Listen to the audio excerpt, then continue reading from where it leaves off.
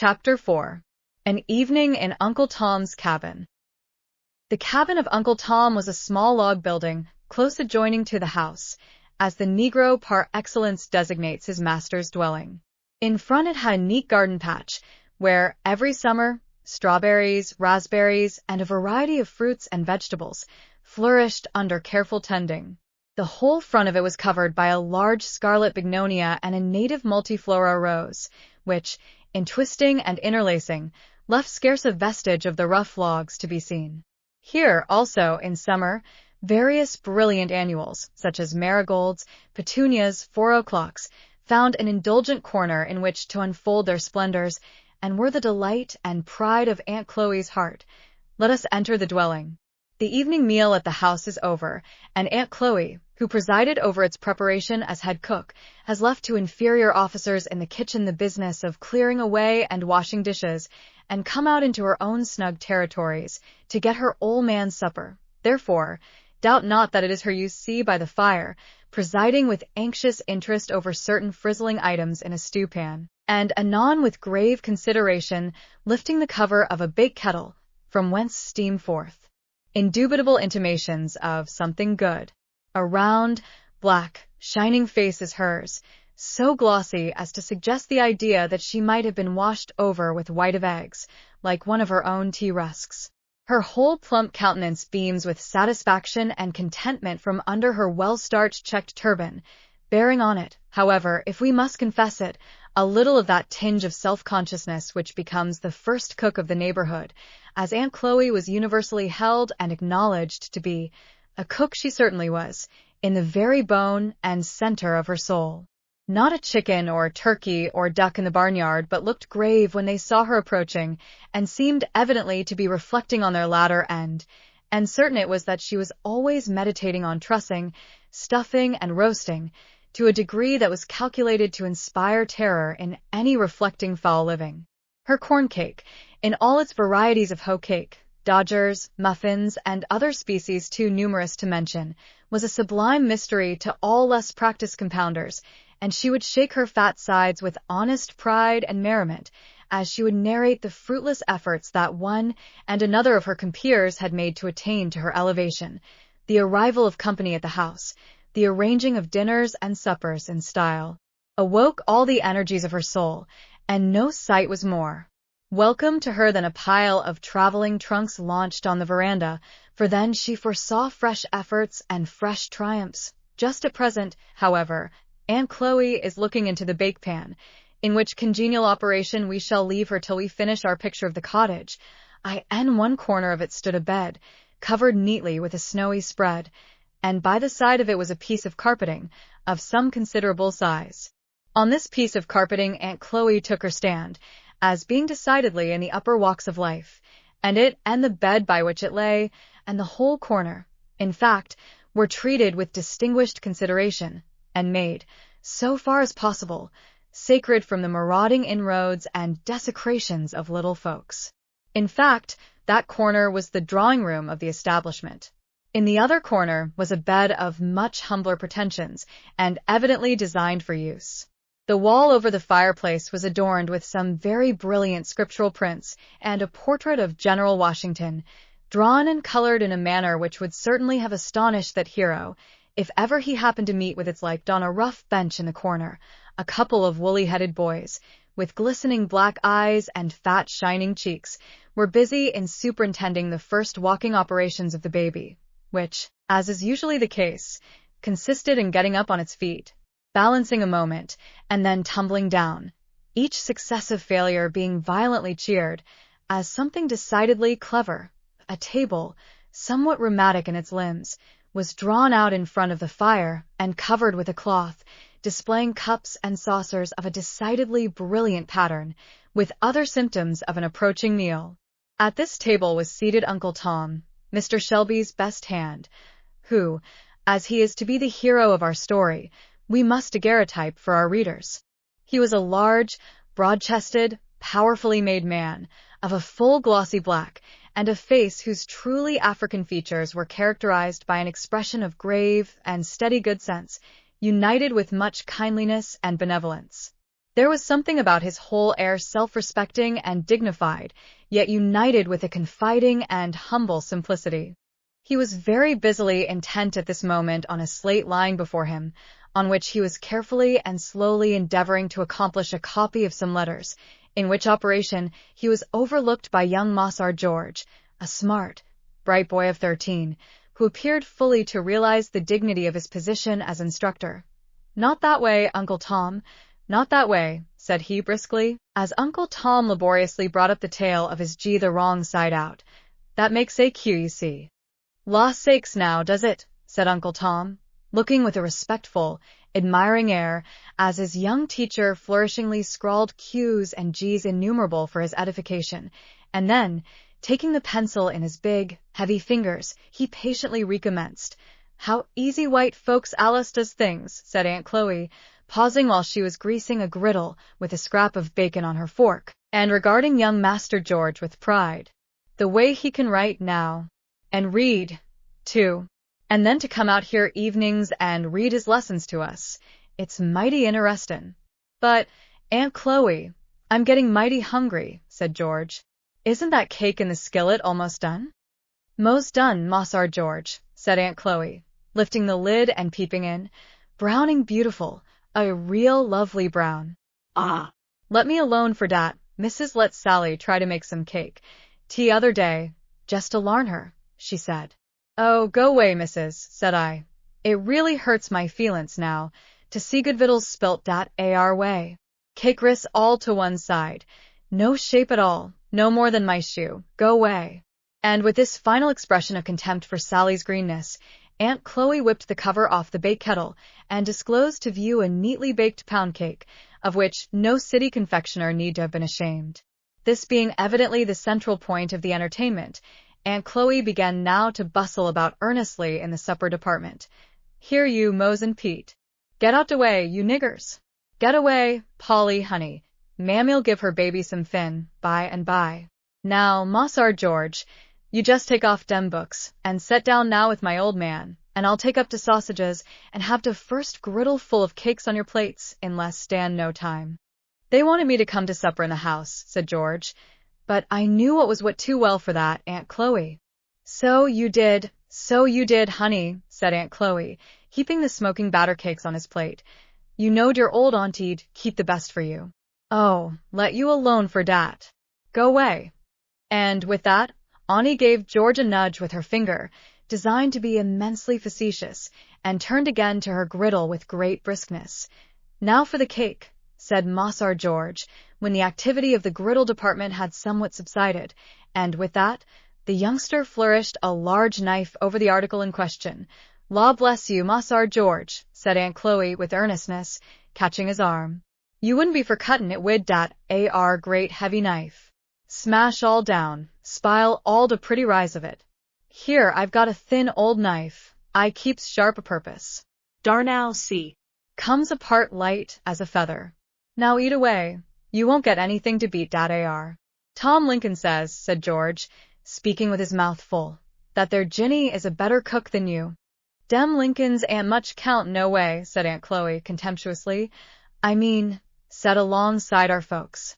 They s spectable folks enough in a kinder plain way, but, as to gettin' up anything in style, they don't begin to have a notion on set Mossar Lincoln now alongside Mossar Shelby. Good lor! And Mrs. Lincoln, can she kinder sweep it into a room like my missus, so kinder splendid, yer know. Oh, go way. Don't tell me nothin' of dem Lincolns." And Aunt Chloe tossed her head as one who hoped she did know something of the world. "Well, though I've heard you say," said George, "that Ginny was a pretty fair cook." "So I did," said Aunt Chloe. "I may say dat good, plain, common cookin' Ginny'll do, make a good pone o' bread, bile her taters far. Her corn cakes isn't extra, not extra now, Ginny's corn cakes isn't, but then they's far, but lor, come to de higher branches, and what can she do? Why, she makes pies, sartin she does, but what kinder crust? Can she make your real flecky paste, as melts in your mouth, and lies all up like a puff? Now, I went over thar when Miss Mary was gwine to be married, and Ginny she just showed me de weddin' pies. Ginny and I is good friends, you know. I never said nothin'. But go 'long. Massar George. Why, I shouldn't sleep a wink for a week if I had a batch of pies like dem ar. Why, dey want no count to all. I suppose Ginny thought they were ever so nice, said George. Thought so. Didn't she? There she was, showing 'em as innocent. Ye see, it's just here, Ginny don't know. Lor, the family ain't nothing. She can't be 'spect to know. Tain't no fault o' hem. Ah, Massar George, you doesn't know half your privileges in your family and bringin' up. Here Aunt Chloe sighed and rolled up her eyes with emotion. I'm sure, Aunt Chloe, I understand my pie and pudding privileges, said George. Ask Tom Lincoln if I don't crow over him every time I meet him. Aunt Chloe sat back in her chair and indulged in a hearty guffaw of laughter at this witticism of young Massar's, laughing till the tears rolled down her black, shining cheeks, and varying the exercise with playfully slapping and poking Massar Georgie, and telling him to go away, and that he was a case, that he was fit to kill her, and that he sartin would kill her, one of these days, and, between each of these sanguinary predictions, going off into a laugh, each longer and stronger than the other, till George really began to think that he was a very dangerously witty fellow, and that it became him to be careful how he talked, as funny as he could. And so ye telled Tom, did ye? Oh, Lord. What young US will be up to? Ye crowed over Tom? Oh, Lord. Massar George, if you wouldn't make a hornbug laugh. Yes, said George. I says to him, Tom, you ought to see some of Aunt Chloe's pies. They're the right sort, says I. Pity, now, Tom couldn't, said Aunt Chloe, on whose benevolent heart the idea of Tom's benighted condition seemed to make a strong impression. Ye oughter just ask him here to dinner some o' these times, Massar George, she added. It would look quite pretty of ye. Ye know, Massar George, ye ought enter feel bove nobody, on count your privileges, 'cause all our privileges is gin to us. We ought allies to member that, said Aunt Chloe, looking quite serious. Well, I mean to ask Tom here some day next week, said George, and you do your prettiest, Aunt Chloe, and we'll make him stare. Won't we make him eat? So, he won't get over it for a fortnight? Yes, sartin, said Aunt Chloe, delighted. You'll see. Lor, to think of some of our dinners. You mind dat ar great chicken pie I made when we guv to dinner to General Knox? I and Mrs., we come pretty near quarreling about dat ar crust. What is get into ladies sometimes, I don't know, but sometimes when a body has the heaviest kind o' 'sponsibility on 'em, as ye may say, and is all kinder serious and taken up, dey takes dat ar time to be hangin' round and kinder interferin'. Now, Mrs., she wanted me to do dis way, and she wanted me to do dat way, and, finally, I got kinder sarcy, and says I, now, Mrs., do just look at dem beautiful white hands o' yourn with long fingers, and all a sparkling with rings, like my white lilies when to do us on 'em, and look at my great black stumpin' hands. Now, don't ye think dat de Lord must have meant me to make de pie crust, and you to stay in de parlor? Dar. I was just so sarcy, Massar George. And what did mother say? Said George. Say? Why, she kinder larfed in her eyes, dem great handsome eyes o' hern, and says she, well, Aunt Chloe, I think you are about in the right on tea, says she, and she went off in the parlor. She oughta cracked me over de head for bein' so sarcy, but dar's war, tea is, I can't do nothin' with ladies in de kitchen. Well, you made out well with that dinner. I remember everybody said so, said George. Didn't I? En want hij behind to dien in Rome door dat berry day. And didn't I see the general pass his plate 3 times for some more dat berry pie? And says he, you must have an uncommon cook, Mrs. Shelby. Lor. I was fit to split myself, and de general, he knows what cookin' is, said Aunt Chloe, drawing herself up with an air. Very nice man, de general. He comes of one of de berry fustest families in Old Virginie. He knows what's what, now, as well as I do, de general. Ye see, there's pints in all pies, Massar George, but ta'n't everybody knows what they is, or as orter be. But the general, he knows I knew by his marks he made. Yes, he knows what a pints is. By this time, Master George had arrived at that pass to which even a boy can come, under uncommon circumstances, when he really could not eat another morsel, and therefore, He was at leisure to notice the pile of woolly heads and glistening eyes which were regarding their operations hungrily from the opposite corner. "Here, you Mose, Pete," he said, breaking off liberal bits and throwing it at them. "You want some, don't you? Come, Aunt Chloe, bake them some cakes." And George and Tom moved to a comfortable seat in the chimney corner, while Auntie Chloe, after baking a goodly pile of cakes, took her baby on her lap and began alternately filling its mouth and her own, and distributing to Mose and Pete, who seemed rather to prefer eating theirs as they rolled about on the floor under the table, tickling each other and occasionally pulling the baby's toes. "Oh, go 'long, will ye?" said the mother, giving now and then a kick, in a kind of general way, under the table, when the movement became too obstreperous. "Can't ye be decent when white folks comes to see ye? Stop dat AR now, will ye? Better mind yourselves, or I'll take ye down a buttonhole lower, when Mossar George is gone." What meaning was couched under this terrible threat, it is difficult to say, but certain it is that its awful indistinctness seemed to produce very little impression on the young sinners addressed. "Law now," said Uncle Tom, "they are so full of tickle all the while, they can't behave theirselves." Here the boys emerged from under the table, and, with hands and faces well plastered with molasses, began a vigorous kissing of the baby. "Get along wid ye," said the mother, pushing away their woolly heads. "Ye'll all stick together, and never get clar if ye do dat fashion.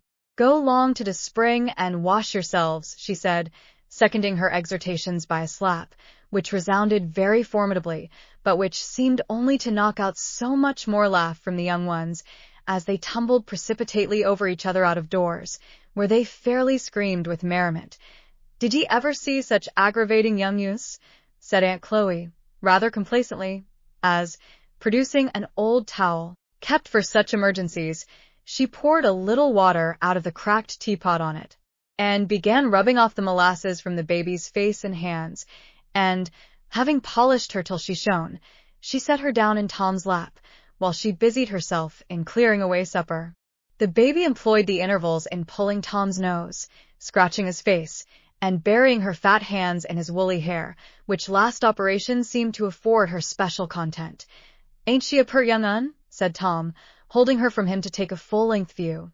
Then, getting up, he set her on his broad shoulder, and began capering and dancing with her, while Mossar George snapped at her with his pocket handkerchief, and Mose and Pete, now returned again, roared after her like bears, till Aunt Chloe declared that they fairly took her head off with their noise. As, according to her own statement, this surgical operation was a matter of daily occurrence in the cabin, the declaration no whit abetted the merriment, till everyone had roared and tumbled and danced themselves down to a state of composure. "Well, now I hopes you're done," said Aunt Chloe, who had been busy in pulling out a rude box of a trundle bed. "And now you Mose and you Pete, get into thar, for we's goin' to have the meetin'." "Oh, mother, we don't want her. We wants to sit up to meetin'. Meetin's is so curries." We like kissing. "La, Aunt Chloe, shove it under, and let 'em sit up," said Mossar George, decisively, giving a push to the rude machine. Aunt Chloe, having thus saved appearances, seemed highly delighted to push the thing under, saying, as she did so, "Well, Meb, tea will do 'em some good." The house now resolved itself into a committee of the whole, to consider the accommodations and arrangements for the meeting. "What we's to do for cheers, now, I declar I don't know," said Aunt Chloe. As the meeting had been held at Uncle Tom's weekly, for an indefinite length of time, without any more cheers, there seemed some encouragement to hope that a way would be discovered at present. "Old Uncle Peter sung both de legs out of dat oldest cheer last week," suggested Mose. "You go 'long. I'll bound you pulled 'em out, some o' your shines," said Aunt Chloe. "Well, it'll stand, if it only keeps jam up agin de wall," said Mose. "Den Uncle Peter musn't sit in it, 'cause he allies hitches when he gets a singing." "He hitched pretty nigh across de room, t'other night," said Pete. "Good lor, get him in it then," said Mose, and den he'd begin. "Come saints and sinners, hear me tell," and den down he'd go, and Mose imitated precisely the nasal tones of the old man, tumbling on the floor, to illustrate the supposed catastrophe. "Come now, be decent, can't ye?" said Aunt Chloe. "Ain't you ashamed?" Mossar George, however, joined the offender in the laugh and declared decidedly that Mose was a buster. So the maternal admonition seemed rather to fail of effect. "Well, ol' man," said Aunt Chloe, "you'll have to tote in them AR barreless."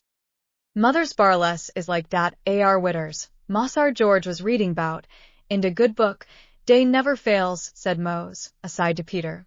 "I'm sure one on 'em caved in last week," said Pete, "and let 'em all down in de middle of de singin'. Dat AR was failin', warn't it?" During this aside between Mose and Pete, 2 empty casks had been rolled into the cabin, and being secured from rolling, by stones on each side, boards were laid across them, which arrangement, together with the turning down of certain tubs and pails and the disposing of the rickety chairs, at last completed the preparation. "Mossar George is such a beautiful reader. Now I know he'll stay to read for us," said Aunt Chloe. "'Pears like tea will be so much more interestin'." George very readily consented, for your boy is always ready for anything that makes him of importance. The room was soon filled with a motley assemblage, from the old gray-headed patriarch of 80 to the young girl and lad of 15. A little harmless gossip ensued on various themes, such as where old Aunt Sally got her new red handkerchief, and how Mrs. was going to give Lizzie that spotted muslin gown when she got her new barrage made up, and how Mossar Shelby was thinking of buying a new sorrel colt that was going to prove an addition to the glories of the place. A few of the worshippers belonged to families hard by who had got permission to attend, and who brought in various choice scraps of information about the sayings and doings at the house and on the place, which circulated as freely as the same sort of small change does in higher circles. After a while the singing commenced, to the evident delight of all present. Not even all the disadvantage of nasal intonation could prevent the effect of the naturally fine voices, in airs at once wild and spirited. The words were sometimes the well-known and common hymns sung in the churches about, and sometimes of a wilder, more indefinite character, picked up at camp meetings. The chorus of one of them, which ran as follows, was sung with great energy and unction. "Die on the field of battle, die on the field of battle, glory in my soul." Another special favorite had oft repeated the words, "Oh, I'm going to glory. Won't you come along with me? Don't you see the angels beckoning and a-calling me away? Don't you see the golden city and the everlasting day?" There were others which made incessant mention of Jordan's banks and Canaan's fields and the New Jerusalem, for the Negro mind, impassioned and imaginative, always attaches itself to hymns and expressions of a vivid and pictorial nature, and, as they sung, some laughed, and some cried, and some clapped hands, or shook hands rejoicingly with each other, as if they had fairly gained the other side of the river. Various exhortations, or relations of experience, followed and intermingled with the singing. One old gray-headed woman, long past work, but much revered as a sort of chronicle of the past, rose, and leaning on her staff, said, "Well, chillun, well, I'm mighty glad to hear ye all and see all once more, 'cause I don't know when I'll be gone to glory, but I've done got ready, chillun. 'Pears like I'd got my little bundle all tied up and my bonnet on, just a-waitin' for the stage to come along and take me home. Sometimes, in the night, I think I hear the wheels a-rattlin', and I'm lookin' out all the time. Now you just be ready too, for I tell ye all, chillun," she said, striking her staff hard on the floor, "dat AR glory is a mighty thing. It's a mighty thing, chillun. You don't know nothing about it. It's wonderful." And the old creature sat down, with streaming tears, as wholly overcome, while the whole circle struck up, "O Canaan, bright Canaan, bound for the land of Canaan." Mossar George, by request, read the last chapters of Revelation, often interrupted by such exclamations as, "The sakes now! Only hear that! Just think on't! Is all that a-comin' sure enough?" George, who was a bright boy, and well trained in religious things by his mother, finding himself an object of general admiration, threw in expositions of his own, from time to time, with a commendable seriousness and gravity, for which he was admired by the young and blessed by the old, and it was agreed, on all hands, that a minister couldn't lay it off better than he did, that tea was really 'mazin'. Uncle Tom was a sort of patriarch in religious matters in the neighborhood, having, naturally, an organization in which the morale was strongly predominant, together with a greater breadth and cultivation of mind than obtained among his companions. He was looked up to with great respect as a sort of minister among them, and the simple, hearty, sincere style of his exhortations might have edified even better educated persons. But it was in prayer that he especially excelled. Nothing could exceed the touching simplicity, the childlike earnestness of his prayer, enriched with the language of Scripture, which seemed so entirely to have wrought itself into his being, as to have become a part of himself, and to drop from his lips unconsciously. In the language of a pious old Negro, he prayed right up. And so much did his prayer always work on the devotional feelings of his audiences, that there seemed often a danger that it would be lost altogether in the abundance of the responses which broke out everywhere around him. While this scene was passing in the cabin of the man, one quite otherwise passed in the halls of the master. The trader and Mr. Shelby were seated together in the dining room aforenamed, at a table covered with papers and writing utensils. Mr. Shelby was busy in counting some bundles of bills which, as they were counted, he pushed over to the trader, who counted them likewise. "All fair," said the trader, "and now for signing these here." Mr. Shelby hastily drew the bills of sale towards him and signed them, like a man that hurries over some disagreeable business, and then pushed them over with the money. Haley produced, from a well-worn valise, a parchment which, after looking over it a moment, he handed to Mr. Shelby, who took it with a gesture of suppressed eagerness. "Wall, now, the thing's done," said the trader, getting up. "It's done," said Mr. Shelby, in a musing tone, and, fetching a long breath, he repeated, "It's done." "You don't seem to feel much pleased with it. 'Pears to me," said the trader.